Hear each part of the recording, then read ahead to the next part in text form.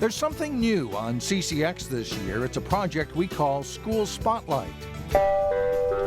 It's all about looking beyond the bricks and mortar and seeing what learning looks like inside your neighborhood school. We want students to be able to ask the critical questions. Come along for the next few minutes to visit 6 schools in the Northwest Metro. Hello and welcome to a CCX special as we feature public schools in our coverage area. The School Spotlight is designed to look at the successes and challenges that happen every day in neighborhood schools. We start in the Osseo School District with Zanewood Community School, located in Brooklyn Park. They loved it when they came in. They were so excited. Brooklyn Park's Zanewood Community School has that shiny new look and feel this school year. This was unrecognizable from last year. New lockers, new tiling, bright colors in the hallway. $4 million in facility renovations transformed this 1960s-era elementary school into a modern space for 425 students in pre-kindergarten through 5th grade. They saw it all in construction all over the summer, wondering what was going on in here. They came in, their jaws dropped. It was super exciting. Got materials right here? There's a level of excitement at this school that stretches beyond building improvements. The word that pops into my mind right away is innovation. Just innovative, hardworking, passionate. And I'm not just talking about the staff, I'm talking about the kids as well. 2 years ago, Zanewood changed its direction after struggling with lagging test scores that teachers knew didn't reflect their students' ability. The reason we were doing this was to grow our students because the other methods weren't working. The school decided to develop a STEAM program infusing science, technology, engineering, I need a piece of tape arts and math to make sure that it will stay. into the everyday with hands-on lessons and problem-based learning. We leave wide open parameters. Their challenge is build a bridge over the water. It can look any way you want, but they have to get a character over the water. Try to use Zanewood School already had good things going for it. I always felt like this was the place for my kids. Yosha and DeAndre Scott are a Zanewood family. Their oldest daughter went through the school, and now their 2 younger kids are a 3rd and 1st grader at Zanewood. Your kids, would you say all 3 of them enjoy school, want to be at school? More than the summertime. They can't wait to get back to school. Good teachers and staff make all the difference. Zanewood has great teachers, great staff. I mean, even Mrs. Simmons in the front office welcomes every one of the parents every morning as if they're special. What did you mean? Students here represent a wide variety of different cultures, and those backgrounds are celebrated at school assemblies each month, where good leadership and character is also rewarded. This is a gold ticket. A gold ticket is something we give our kids, and the kids collect them through the school year, and it's an identification for when they do something good in our buildings. So now back to a progress report on that new STEAM program 2 years in. Spoiler alert. The news is encouraging. We took a look at our test scores, our high-stakes test scores, on the rise. We double-plussed our science scores in 1 year. And schools are often the nerve center of a neighborhood. There's been a school in the 3900 block of Adair Avenue for more than 100 years. And as Shannon Slatton reports now, it's the Fair School Crystal. Picasso said every child is an artist. The problem is how to remain one once he grows up. Picasso obviously didn't know about the Fair School Crystal, where art is not only a part of the name, but integrated into every facet of a student's education. I'm really involved in band, choir, and theater, and I've been involved in 2 of the shows here. I started liking acting in 4th grade because they did my favorite movie, so I was like, I gotta be in this. Students at Fair School Crystal come from the 7 suburbs served by Robbinsdale area schools. And they will be exposed to more arts here than at a traditional middle school. Arts are a huge part of it. It's who we are. You know, we want to look at nurturing not just the academics, which is a given in most schools, but it's nurturing the whole child.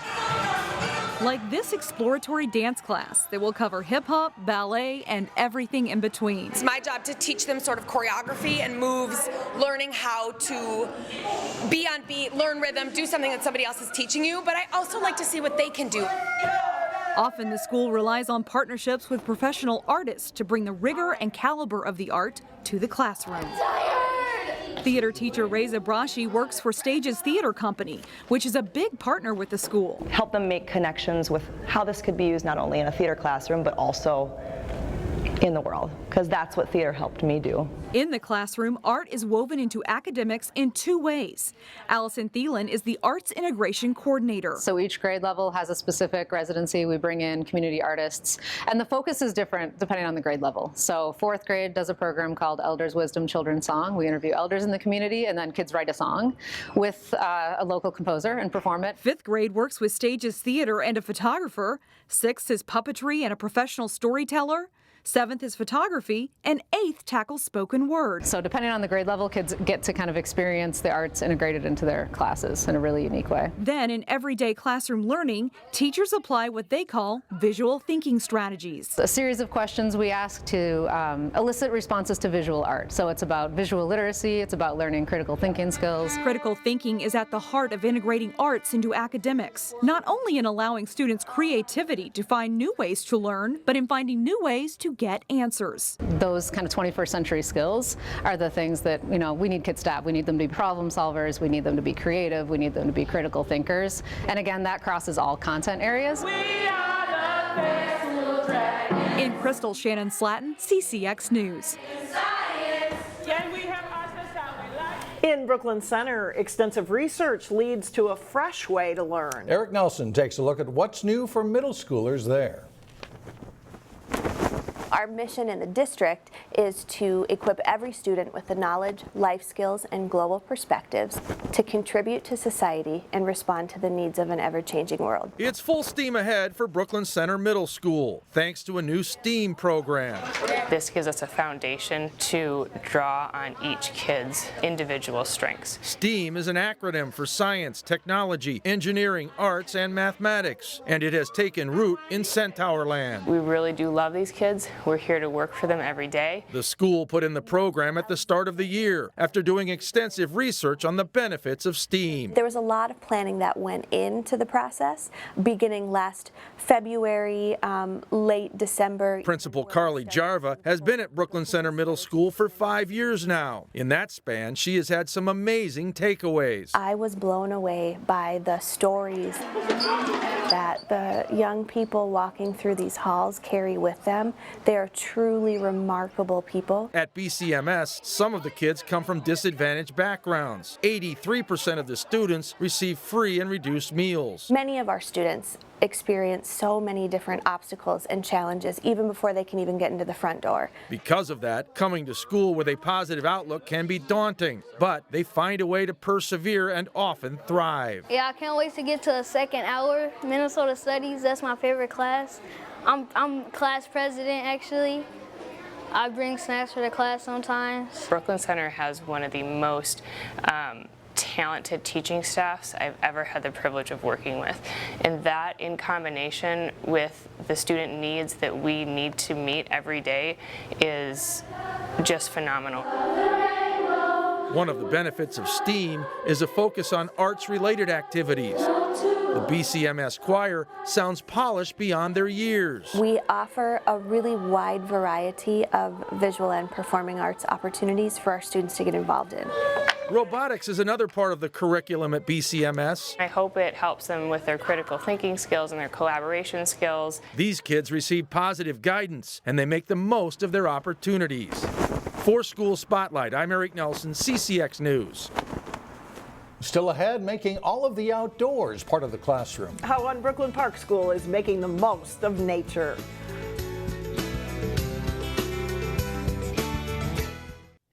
But turns out you can learn a lot from looking at the environment around you. Delane Cleveland introduces us to a Brooklyn Park School that makes the most of local natural resources. Where's 9?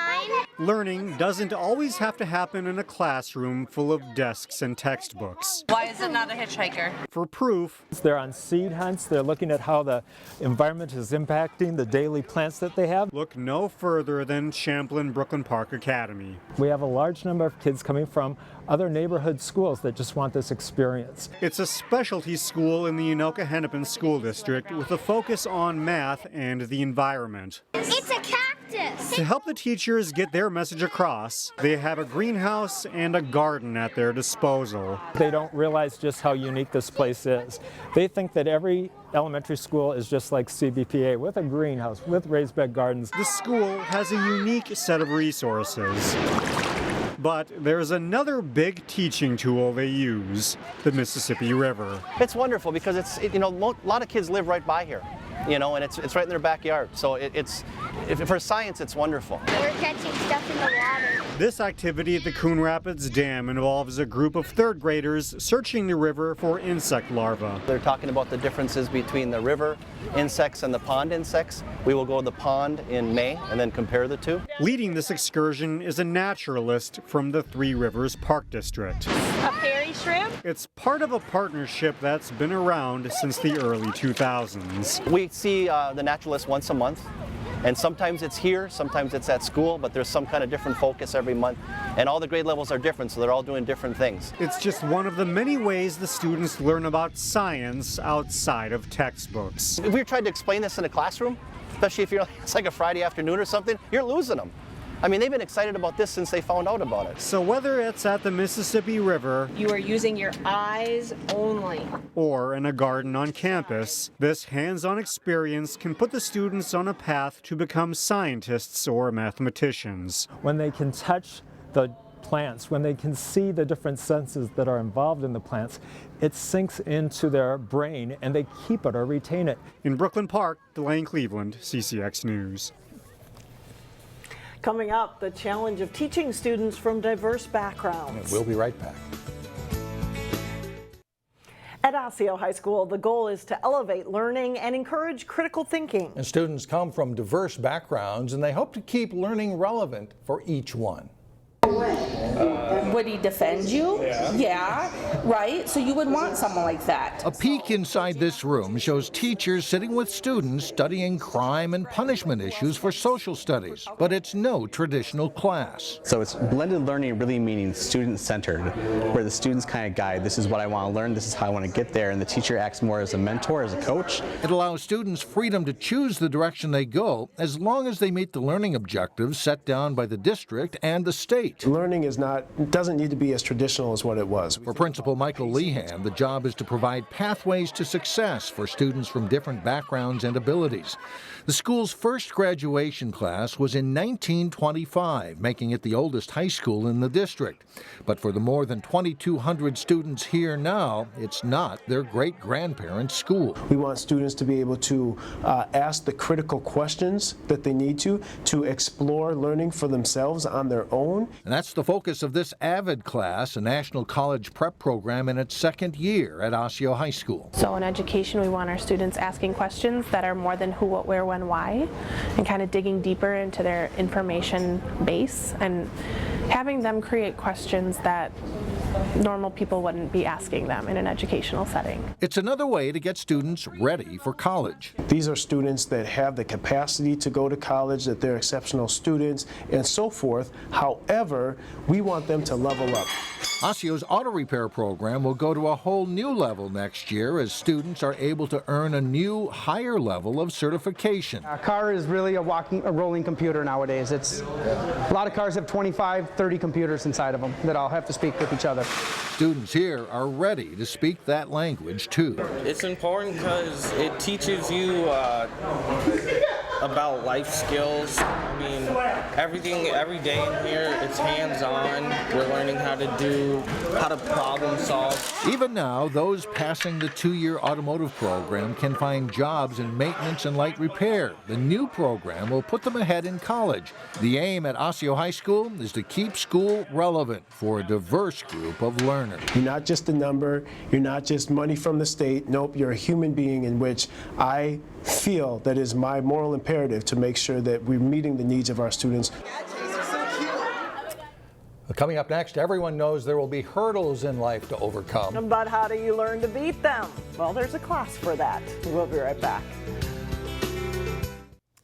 Well, finally, in our School Spotlight series, we've been asking a lot of questions, and here's one of them. How do you go beyond reading, writing, and math? At Wayzata's East Middle School, Delane Cleveland reports there's a special effort to teach character skills as well. All right.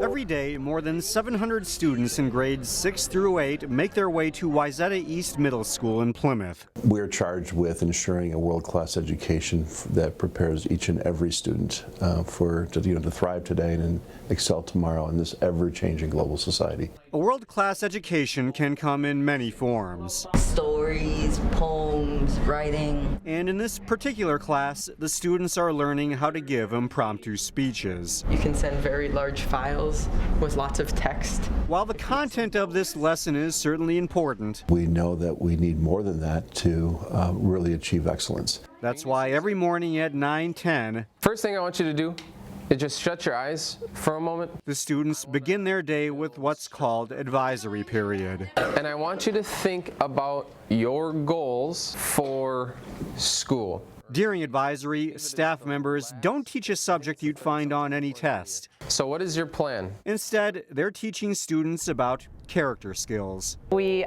focus very much on teaching them to set goals for themselves and to aspire for things beyond what they're doing today. Rachel Marcoulier is one of the teachers in charge of planning the advisory program. Right? You want to be proud of you. You want to like you. Teachers like Christian Bihreen then lead a class of about 17 students on lessons such as how to overcome hurdles in life. Even if they don't accomplish their goal, we can say, hey, look, you overcame this obstacle and this obstacle and this obstacle.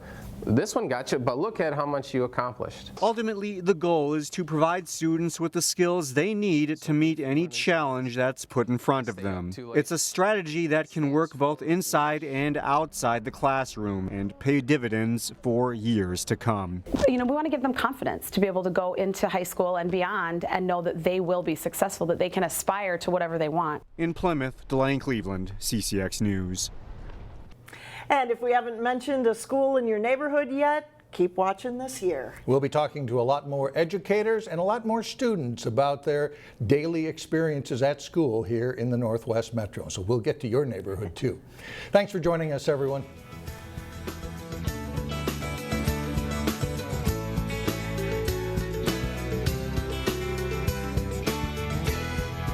Looking for local? Even more local? CCX Media gives you the option to connect with your community on multiple levels. CCX Create welcomes you, community residents, to connect and experience television in an exciting way. The free TV classes we offer will have you on your way to creating TV, and our wide variety of content can be watched at home or on the go. Connect to what's happening in your community. Visit ccxmedia.org.